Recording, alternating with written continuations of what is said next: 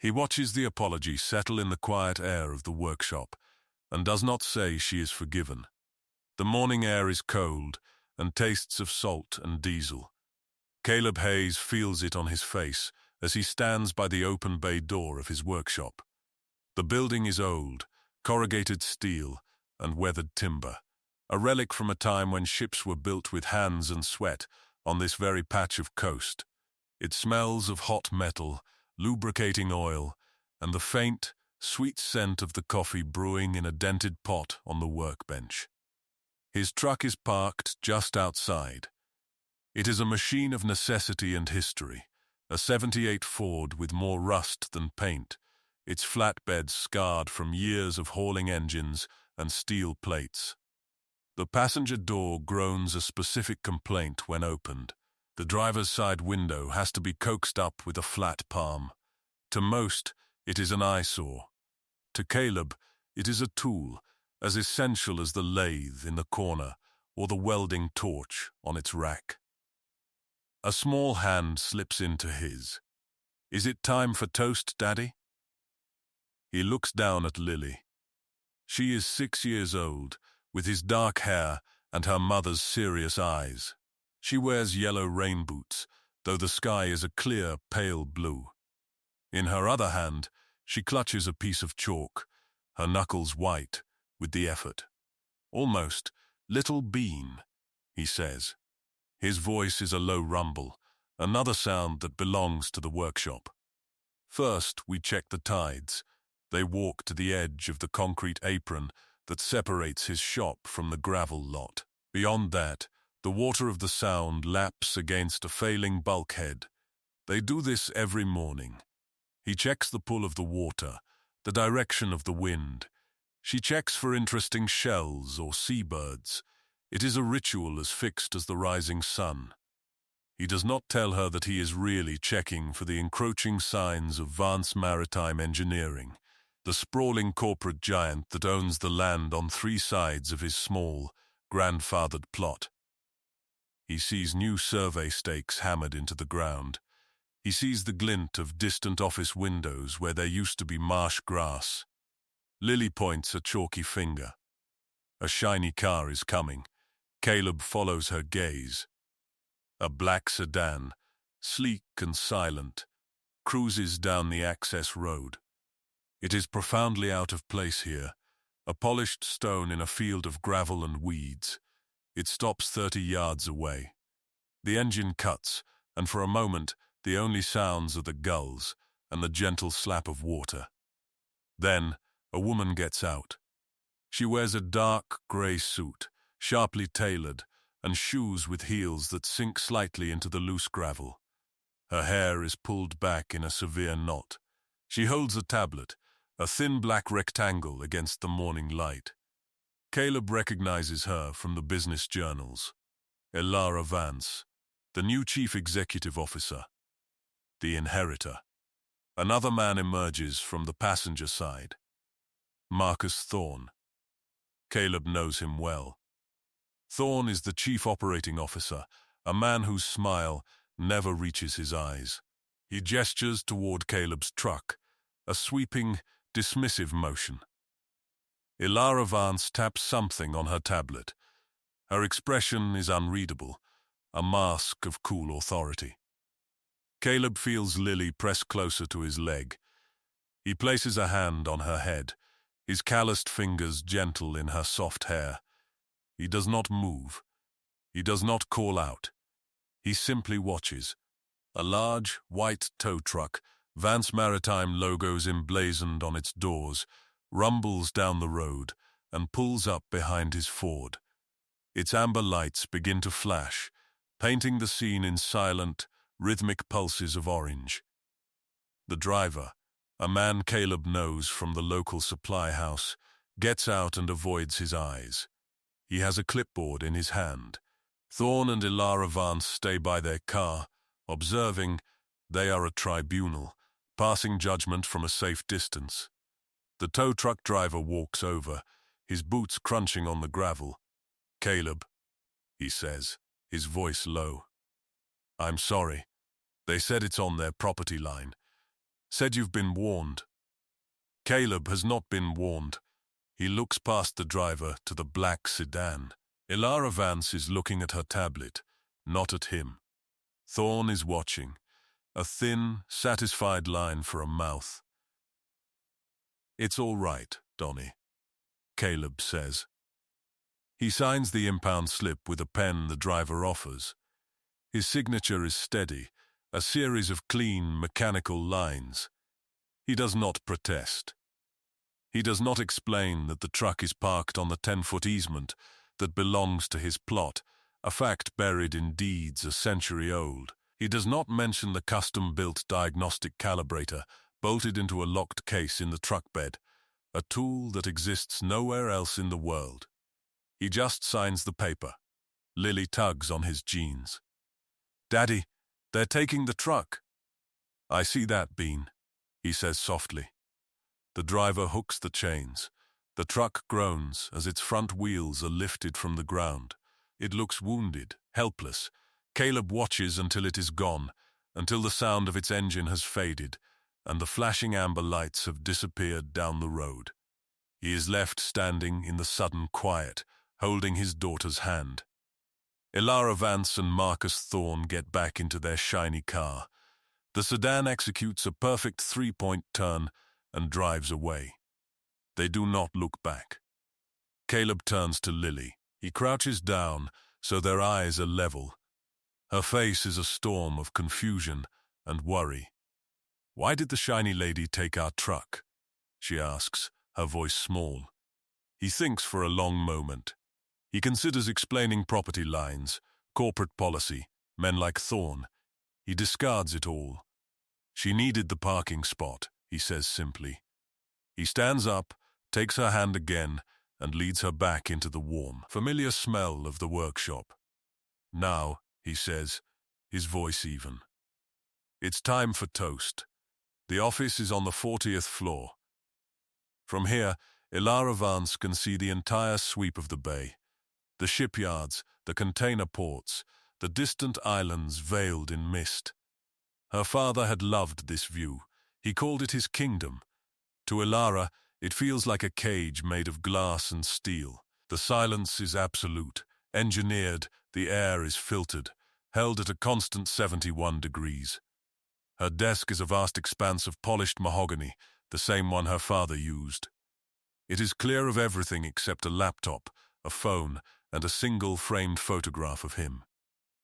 She stares at the photograph, at his confident, knowing smile. She has been CEO for 6 months, since the day he died. Each day feels like a test she is failing in slow motion. The board is watching. The investors are restless. Her father's legacy feels like a weight she cannot lift. She replays the morning's encounter. The man, the child, the truck. Marcus had been clear. He's a squatter, Ilara, a relic. Caleb Hayes. Your father kept him on for sentimental reasons, but he's been nothing but trouble since the transition. His truck is a clear violation, parked on company land. It's a symbol of disrespect. You need to show strength. You need to clear away the past. So she had done it. She had signed the order on her tablet and watched the tow truck do its work. It was a small, decisive action, a display of control. But it does not feel like a victory. She is unsettled by the man's reaction, or rather, his lack of one. He had simply watched, his face calm, his posture straight. He had not shouted, not pleaded, not argued. He had signed the paper and taken the child's hand. There was a stillness in him, a core of something solid and unmovable that she had not anticipated. His quiet dignity feels like an accusation. Her phone buzzes, a discreet hum against the polished wood. The screen displays a single name, Thorne. She lets it buzz for 3 full rings before answering. Yes, Marcus, the line is down, he says. There is a carefully modulated note of panic in his voice, the kind designed to engender dependence. Press 7 on the primary hull assembly line. A catastrophic hydraulic failure. Ilara feels a cold knot form in her stomach. The primary line is the heart of the company. It fabricates the keels for their new freighter contracts. A single day of downtime costs them over $1 million in penalties and delays. "What's the status?" she asks, her voice betraying none of her alarm. The engineering team is on it, but it's bad. The main manifold block is cracked clean through. "We don't have a spare. The press is a custom job, built by your father 30 years ago. The schematics are archaic, if we can even find them." "Find them," she orders. "And find a replacement part. I don't care what it costs. Get that line running." "Of course, Ilara, I'm already on it. But this could take days. Weeks even." The manufacturer of the original components went out of business in 1998. She hangs up without saying goodbye. She swivels her chair to face the window again. Far below, a tugboat pushes a barge across the grey water. It moves with a slow, undeniable purpose. Everything in her world, by contrast, feels fragile, on the verge of shattering. She closes her eyes and sees the man by the water's edge, his hand on the small girl's head. She sees the quiet way he accepted the judgment she passed, a judgment based entirely on the word of a man like Marcus Thorne. A seed of doubt, small and cold, begins to sprout in the sterile silence of her office. She does not know why, but she has the distinct feeling that she has made a terrible mistake, a mistake far bigger than an old truck in a gravel lot. Caleb lays a piece of toast on a small blue plate. He cuts it into 4 perfect squares, the way Lily likes it. He spreads a thin layer of butter and a sprinkle of cinnamon sugar on top. The workshop is quiet, except for the hum of the old refrigerator and the scratching sound of Lily's chalk on the concrete floor. She is drawing a picture of the truck. It has 6 wheels and wings. "Is our truck flying to truck heaven?" she asks without looking up. "No, Bean," Caleb says, setting the plate down on a clean spot on the workbench. "It's just at a different parking lot for a while. We'll get it back." "The shiny ladies' parking lot?" "Something like that." He does not tell her it will cost $700 to retrieve it from the impound lot, money he had set aside for the quarterly property tax bill. He does not tell her that without the truck, he cannot pick up the raw steel he needs for the Harrison Rudder job, a small but important contract that will keep them afloat for the next month. He simply pours himself another cup of coffee and watches her eat her toast. His phone rings. It is an old flip phone, durable and simple. The screen shows a number he does not recognize. He answers it. "Hayes." The voice on the other end is strained, frantic. It is Dave Jennings, the shift supervisor from Vance Maritime. "Caleb? Thank God. Listen, we've got a hell of a problem. Press 7 is down. The manifold block is shot." Caleb is silent for a long count. He looks at the massive, silent lathe in the corner of his shop. He knows Press 7 better than any man alive. He and Robert Vance had built it together, sketching the designs on napkins in a waterfront diner. "I don't work for Vance anymore, Dave," he says. His voice is flat. I know, but nobody here knows this machine. It's a beast. The new guys are scared of it.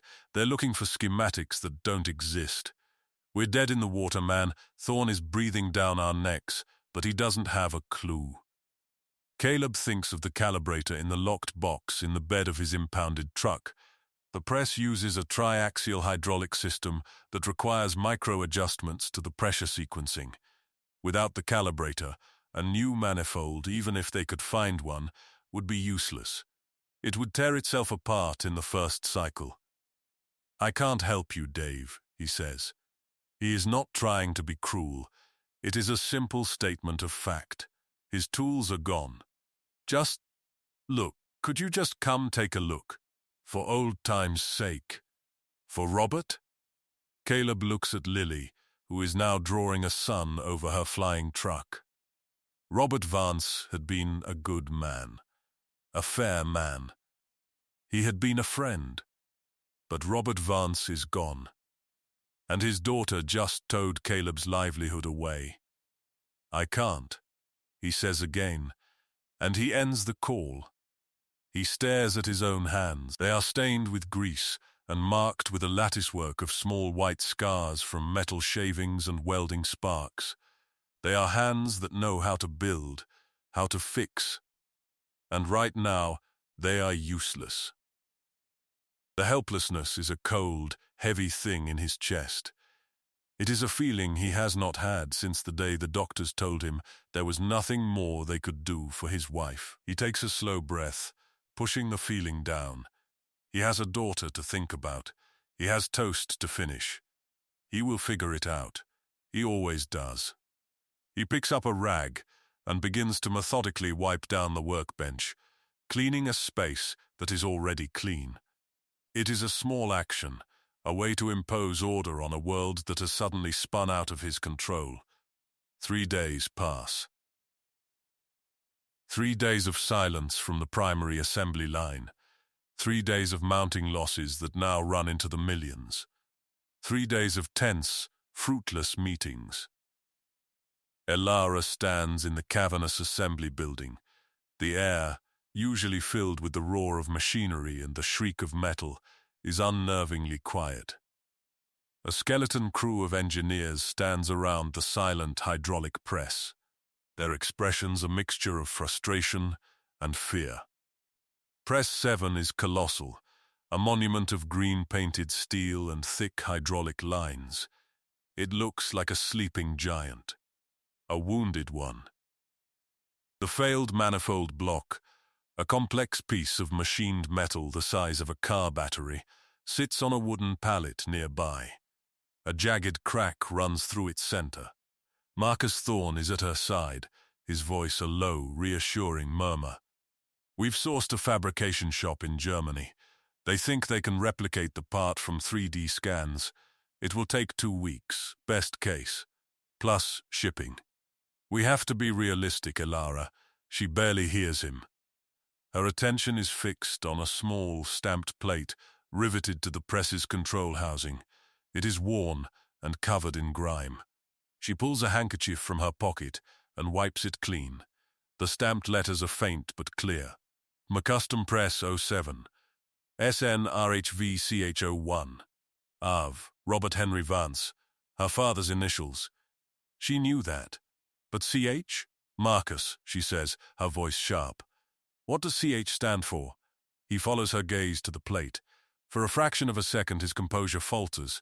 A flicker of something, annoyance, alarm, crosses his face before it is replaced by a smooth, dismissive smile. "Ancient history," he says, waving a hand. "That's just an old internal project code. Component hydraulic. Something like that. It's meaningless. It does not feel meaningless." She looks at the cracked manifold again. She sees the intricate channels, the precise angles. This was not just a component. It was a work of craftsmanship, of art. Her father had been an engineer, but he was not a machinist. He couldn't have built this himself, not with this level of skill. The initials burn in her mind. CH. Caleb Hayes. The thought is a sudden blinding flash. It is an impossible, terrifying idea. But it feels true. She turns and walks away, leaving Marcus standing by the silent machine. She walks past the worried engineers, out of the assembly building, and into the weak afternoon sun. She does not know where she is going, only that she cannot stay there.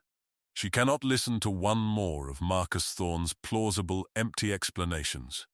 Her feet carry her toward the waterfront. She ends up at a small, greasy spoon diner, just outside the main gates of the shipyard. A place the executives never go. The bell over the door jingles as she enters. An old man sits alone in a booth in the corner, nursing a cup of coffee. He has a kind, wrinkled face and the thick, powerful hands of someone who has worked with steel his entire life. Ben Carter. Her father's first foreman. He retired a year before her father died. She slides into the booth opposite him. He looks up, surprised. "Mr. Carter," she says. "Elara Vance." "I know who you are, Miss Vance," he says. He does not smile. He simply watches her, his gaze steady and assessing. "I have a question for you," she says, getting straight to the point. On press 7, there's a serial number. RHVCH01. I know my father's initials. I want to know who CH is. Ben takes a slow sip of his coffee. He sets the mug down with a soft click. "Some things are best left in the past. The press is broken," she says. "The line is down. Nothing is in the past." He looks at her for a long time, studying her face. She feels as though he is weighing her, measuring her against her father. She meets his gaze and does not look away. She does not plead. She simply waits. Finally, he nods, a small, weary gesture. "CH is Caleb Hayes," he says. "Best damned fabricator your father ever knew. Built half the custom rigs in this yard with his own 2 hands. That press was their masterpiece. They designed it together. Caleb machined every critical part himself. The truth of it lands with the force of a physical blow." "Why did he leave?" she asks, though she is starting to suspect she already knows the answer. "He didn't leave," Ben says, his voice dropping. "He was pushed. About 5 years ago. There was an incident with the Titan gantry crane. A gearbox failed, dropped a 20-ton load. Nobody was hurt, thank God. But the investigation, led by Thorne, blamed it on a faulty part Caleb had supposedly machined. Caleb swore it was sabotage, that the maintenance logs were falsified, but the evidence was stacked against him. Your father, Robert, was under a lot of pressure. A public scandal would have ruined the company. So he let Caleb go. Quietly, gave him that small plot of land by the water, his old man's workshop, free and clear. Told him to lay low. It broke your father's heart, I think. He never trusted Thorne the same way after that." Elara feels the blood drain from her face. She thinks of the tow truck. She thinks of the quiet man signing the slip. She thinks of the little girl with the chalky hands. "Thank you, Ben," she says, her voice a whisper. She stands up and walks out of the diner, the bell jingling behind her. She knows what she has to do. She gets in her car, but she does not drive back to the gleaming tower of her office. She drives toward the water, toward the small, rust-streaked workshop that stands alone against the encroaching shadow of her company. She parks her sedan a block away, under the cover of a gnarled oak tree. She can see his workshop clearly from here. The big bay door is open. The late afternoon sun streams inside, illuminating a world of ordered creation. Caleb Hayes is working at a bench. He is focused on a small outboard motor, his hands moving with an unhurried, surgical precision. He does not use brute force. He coaxes the parts into place, his movements economical and graceful. She watches him for 20 minutes. In that time, he rebuilds an entire carburetor, his concentration absolute. The little girl is there too. She sits on a low stool, meticulously organizing a coffee can full of bolts, sorting them by size into neat little piles on a clean rag. Every so often, her father looks over at her, and a small, almost imperceptible smile touches his lips. The scene is one of peace, of competence, of a small, self-contained world that works. It is everything her world is not. She sees the skill in his hands. She sees the patience in his posture. She sees the gentle way he looks at his daughter. And she understands. She has not just impounded a man's truck. She has silenced the one man who can save her company, acting on the word of the very man who likely destroyed him in the first place. The weight of her father's legacy suddenly feels different. It is not just about profits and share prices. It is about integrity. It is about rectifying a wrong. She puts the car in drive, but she does not go to him yet. Not like this. She goes back to the office, to her father's private study, a room she has kept locked since his death. She has a key. And now, she has a reason to use it. The study is just as he left it. It smells of old paper, leather, and the faint lingering scent of his pipe tobacco. It is a room of dark wood and deep shadows. Dust motes dance in the single beam of light slanting through the window. Ilara runs her hand along the spines of the books on his shelf. He was a great reader. Histories, biographies, engineering texts, and fiction. A whole shelf of maritime novels. Her eyes land on a particularly worn copy of Moby Dick, its spine cracked and soft. On impulse, she pulls it from the shelf. A small brass key falls out from between the pages and clatters onto the floor. She picks it up. It is ornate, old-fashioned. She scans the room and sees it. A small mahogany box on the corner of his desk. A box she had always assumed was merely decorative. The key fits the lock perfectly. With a soft click, the lid opens. Inside, nestled on a bed of faded velvet, are three things. A stack of papers tied with a string, a sealed manila envelope, and a small, tarnished silver compass. Her hands tremble as she unties the string. The papers are the original, hand-drawn schematics for Press 7.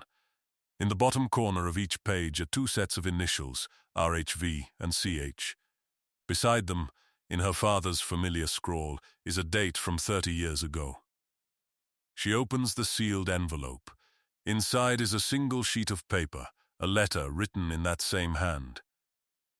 My dearest Ilara, it begins. If you are reading this, it means I am gone, and you have found yourself in a moment of crisis that has led you back to this room. It likely involves Press 7, and it almost certainly involves Marcus Thorne.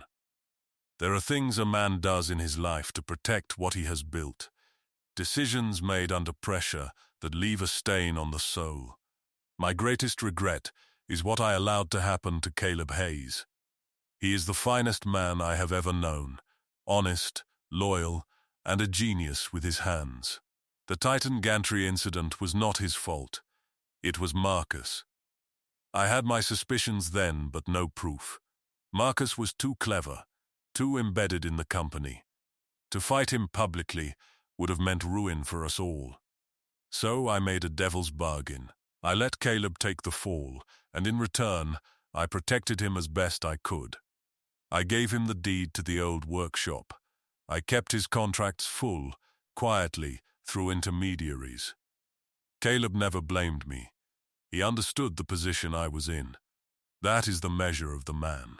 He sacrificed his name to save mine.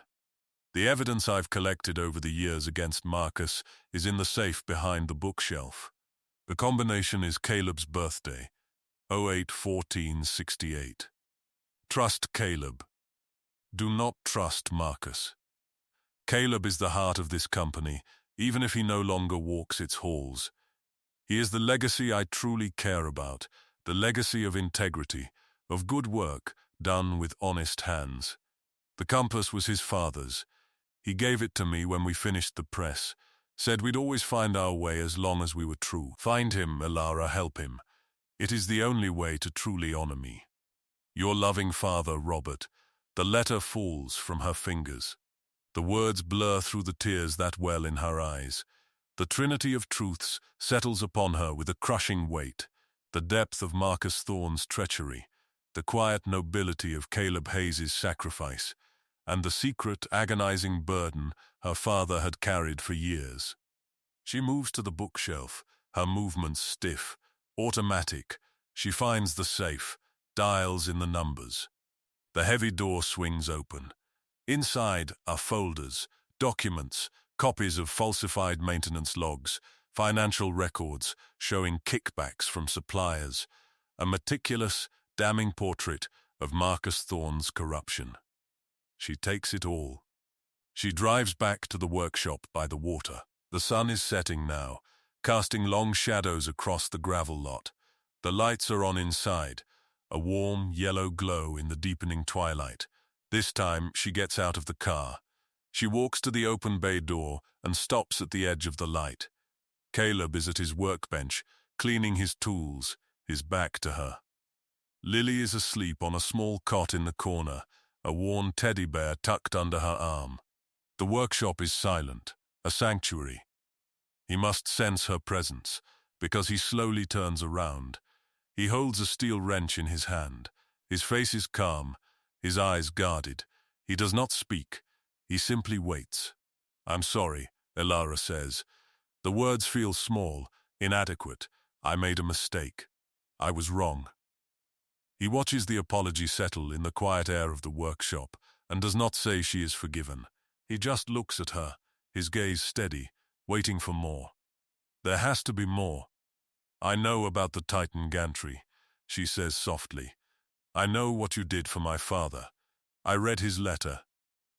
A flicker of emotion crosses his face then, surprise and a deep, weary sadness. He sets the wrench down on the bench with a soft, metallic click. "Why didn't you say anything?"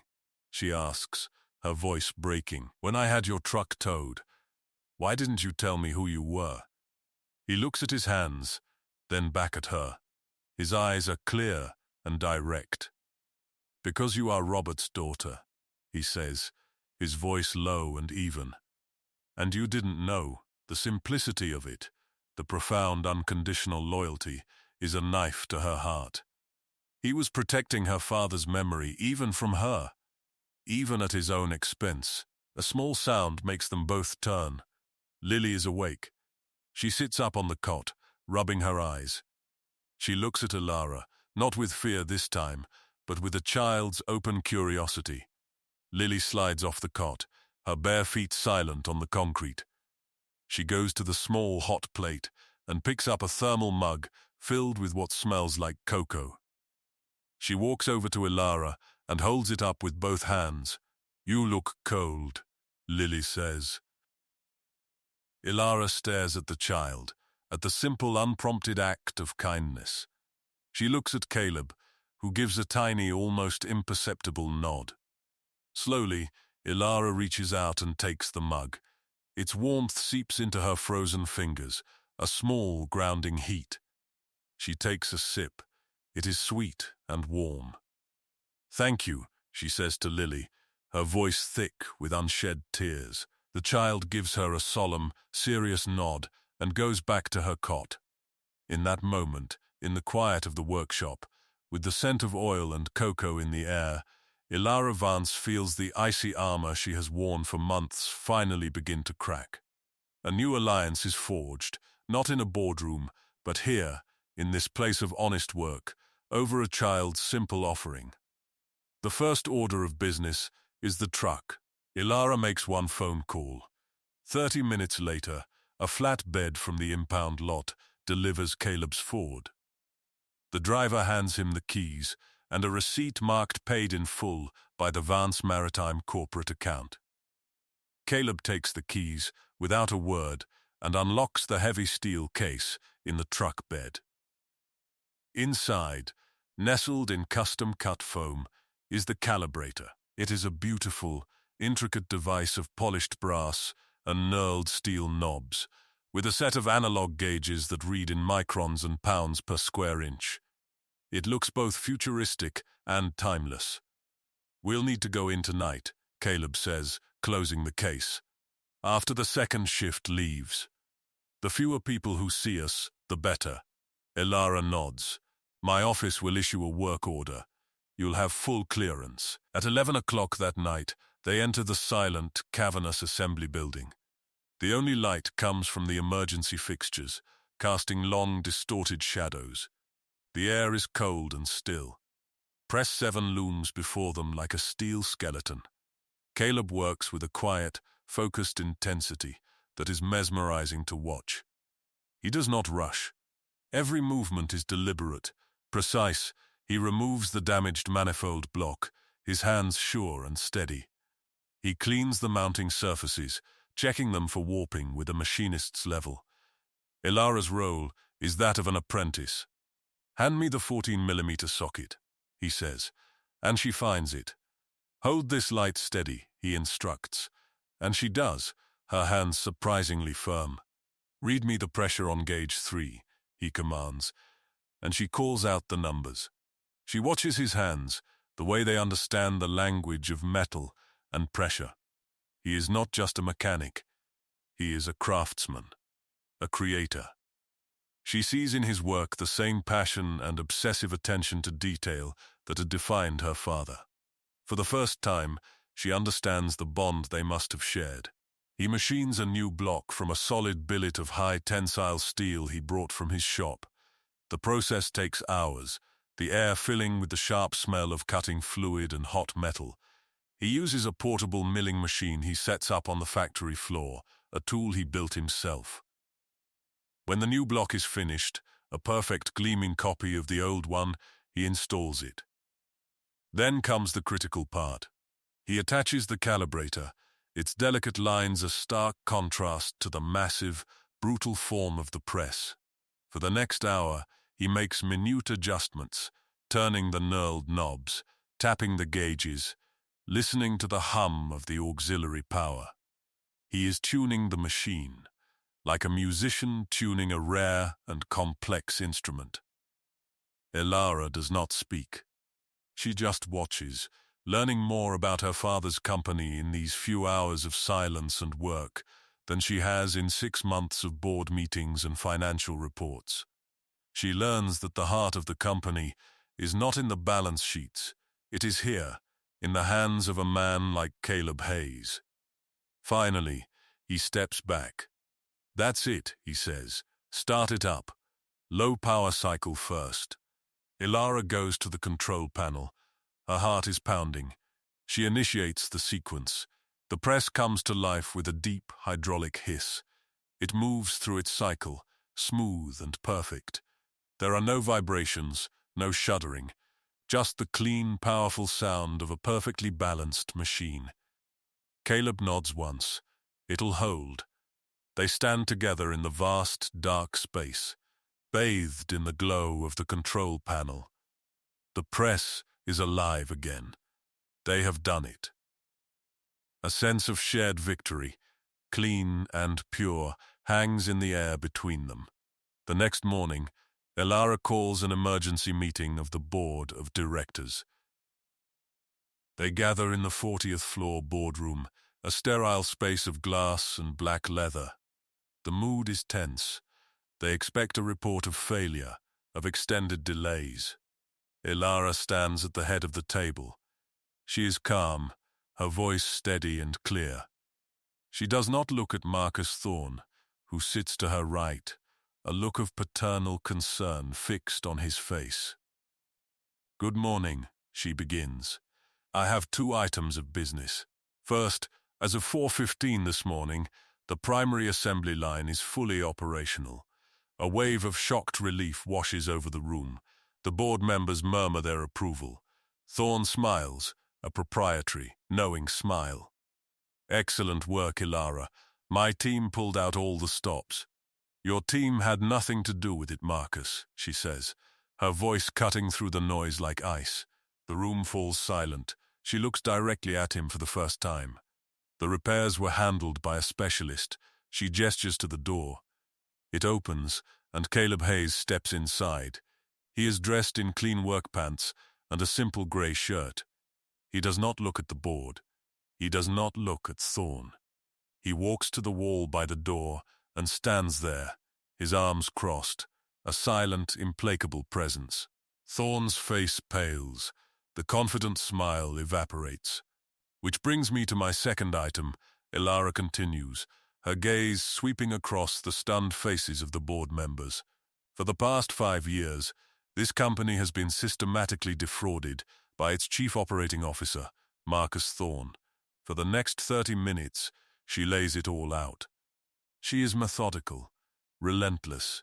She presents the documents from her father's safe, the falsified maintenance logs for the Titan gantry, The financial records showing millions in kickbacks from substandard suppliers. The memos where he deliberately misled her father, and then her. She projects the evidence onto the large screen at the end of the room. The case is ironclad, undeniable. Thorne sputters, objects denies. This is absurd. Lies from a disgruntled former employee. He says, gesturing wildly at Caleb, "He's trying to poison you against me." "The only poison in this room, Marcus, is you," Ilara says, her voice dangerously quiet. "You sabotaged the gantry crane 5 years ago and framed an innocent man to cover your tracks, a man whose skill and integrity you could never hope to match." All eyes turn to Caleb. He has not moved, has not spoken a word. He simply meets Thorne's panicked, hateful glare with a look of calm, quiet contempt.